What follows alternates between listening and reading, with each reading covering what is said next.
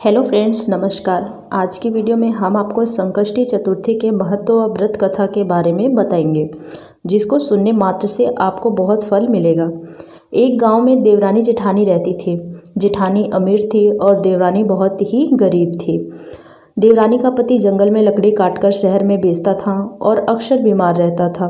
देवरानी जेठानी के घर का सारा काम करती थी और इसके बदले में जेठानी बचा हुआ खाना और पुराने कपड़े दे देती थी, जिससे देवरानी का परिवार चलता था। माघ के महीने में देवरानी ने तिल चौथ का व्रत किया। 5 रुपए के तिल व गुड़ लाकर तिलकुट्टा बनाया। पूजा करके तिल चौथ की कथा सुनी और तिलकुट्टा वहीं पर रख दिया। सोचा चांद उगने पर तिलकुट्टा का भोग लगाकर ही कुछ खाऊंगी। कथा सुनकर वह जेठानी के घर चली गई। खाना बनाकर उसने जेठानी के बच्चों को खाना खाने को कहा, तो बच्चे बोले, जब माँ खाएगी तब हम खाएंगे। फिर जेठानी ने जेठ जी को बोला। जेठ जी ने भी कहा कि मैं अकेला नहीं खाऊंगा, जब सब खाएंगे तभी मैं भी खाऊंगा। जेठानी ने देवरानी से कहा, आज तो किसी ने भी खाना नहीं खाया है, भला मैं तुम्हें खाना कैसे दे दूँ? सुबह आना और खाना फिर लेकर जाना। देवरानी के घर पर पति बच्चे सब आस लगाए बैठे थे कि आज तो त्योहार है, माँ आएगी तो पकवान आदि खाने को मिलेंगे। परंतु जब बच्चों को पता चला कि आज रोटी भी नहीं मिलेगी तो बच्चे ज़ोर ज़ोर से रोने लगे। उसके पति को भी बहुत गुस्सा आया और कहने लगा, सारा दिन काम करके भी 2 रोटी नहीं ला सकती है तो काम क्यों करती है? पति ने गुस्से में आकर कपड़े धोने के धोवने से मारा। धोवना टूट गया। उसके बाद उसने पट्टे से मारा। वह बेचारी गणेश जी को याद करती करती रोते रोते पानी पीकर सो गई। उस दिन गणेश जी उसके सपने में आए और कहने लगे, धोवना मारी, पाटा मारी, सो रही है या जाग रही है? वह बोली, कुछ जाग रही हूँ, कुछ सो रही हूँ। गणेश जी बोले कि मुझे भूख लगी है, कुछ खाने को दे दे। तो देवरानी बोली, क्या दूँ? मेरे घर में तो अन्न का एक दाना भी नहीं है। जेठानी जो बचा खुचा देती थी, आज तो वो भी नहीं बचा। पूजा का तिलकुट्टा वहीं पड़ा है, वही खा लो। तिलकुट्टा खाने के बाद गणेश जी बोले, धोवना मारी, पाटा मारी, निपटाई लगी है, कहाँ निपटूं? वो बोली, ये पड़ा घर, जहाँ इच्छा हो निपट लो। फिर गणेश जी बोले, अब कहाँ पोंछूं? उसे गुस्सा आ गया और उसने कहा, कब से तंग कर रहे हो, मेरे सर में पोंछ लो। और कहाँ पोंछोगे? सुबह जब देवरानी उठी तो देखकर आश्चर्यचकित रह गई कि पूरा घर हीरे मोती से भरा है। उसके माथे पर हीरे मोती के टीके जगमगा रहे थे। उस दिन देवरानी जेठानी के यहाँ काम पर नहीं गई और बड़ी देर तक राह देखने के बाद जेठानी ने बच्चों को चाची को बुला के लाने को कहा। उसने सोचा कल खाने को नहीं दिया, इसलिए देवरानी बुरा मान गई। बच्चे को बुलाने गए। बोले, चाची चाची चलो, माँ ने बुलाया है, सारा काम पड़ा है। देवरानी बोली, बेटा बहुत दिन तेरी माँ के यहाँ काम कर लिया, अब तुम अपनी माँ को मेरे यहाँ काम करने को भेज दो।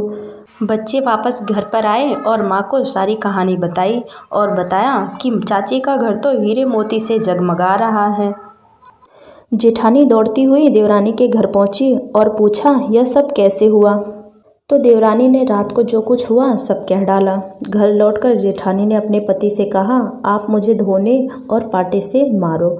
उसका पति बोला, भली मानस, मैंने तुम पर कभी हाथ नहीं उठाया तो तुम्हें धोने और पाटे से कैसे मार सकता हूँ? जेठानी जिद करने लगी तो मजबूरन पति को मारना पड़ा। फिर जेठानी ढेर सारा घी डालकर चूरमा बनाया और वो रखकर सो गई। रात को गणेश जी सपने में आए और बोला, धोना मारी, पाटा मारी, कुछ खाने को भूख लगी है, दे दो। तो जेठानी ने कहा, देवरानी के यहाँ ने तो आपने तिल और गुड़ खाया था, मैंने आपके लिए बहुत सारा घी और मेवा डाल करके चूरमा बनाया है, जाओ खा लो। गणेश जी ने चूरमा खा लिया। गणेश जी ने पूछा, निपटाई लगी है, कहाँ निपटूं? तो जेठानी ने कहा कि देवरानी के यहाँ तो टूटा फूटा घर था, मेरे यहाँ तो पूरा महल है, कहीं भी आप निपट लो। उसके बाद फिर गणेश जी ने कहा कि कहाँ पोंछूं? जेठानी ने कहा, उसका तो गंदा माथा है, मैंने तो चमेली का तेल लगाया है, यहीं पर पोंछ लो। धन की लोभी जेठानी सुबह जल्दी उठ गई। उसने सोचा कि घर हीरे मोती से भरा होगा, पर उसने देखा कि पूरे घर में गंदगी फैली हुई थी। बहुत तेज़ बदबू आ रही थी। उसके सर पे भी बहुत सारी गंदगी लगी हुई थी। तो उसने कहा, हे गणेश जी महाराज, ये आपने क्या किया? मुझसे रूठे और देवरानी पर टूटे। जेठानी ने गंदगी को साफ करने की बहुत कोशिश की, मगर गंदगी और ज़्यादा फैलती गई। जेठानी के पति को मालूम पड़ा तो वह भी बहुत गुस्सा हुआ और गुस्से में बोला कि तेरे पास सब कुछ था, फिर भी तेरा मन नहीं भरा। देख तेरे लालच का नतीजा। परेशान होकर जेठानी ने गणेश जी से विनती करने लगी, माफ़ी भी मांगने लगी। गणेश जी ने कहा, देवरानी से जलने के कारण धन के लोभ में तुमने जो किया वो बहुत ही गलत किया। इस तरह गणेश जी जेठानी को सबक सिखाने के बाद अपनी माया समेट ली। हे गणेश जी महाराज, जैसे आपने देवरानी पर कृपा करी उसी तरीके से आप सब पर कृपा बनाए रखना। कहानी सुनने वाले और सुनाने वाले सब पर अपनी कृपा बनाए रखना। और जेठानी को जैसी सज़ा दी वैसी सज़ा किसी को भी मत देना। दोस्तों, उम्मीद करते हैं कि आपको हमारे वीडियो पसंद आया होगा। अगर वीडियो पसंद आया है तो वीडियो को लाइक करिए, चैनल को सब्सक्राइब करिए, बेल आइकन प्रेस करिए ताकि आने वाली वीडियोस आपको आसानी से मिल सके। मिलते हैं कुछ अगली कहानी में, तब तक के लिए नमस्कार दोस्तों।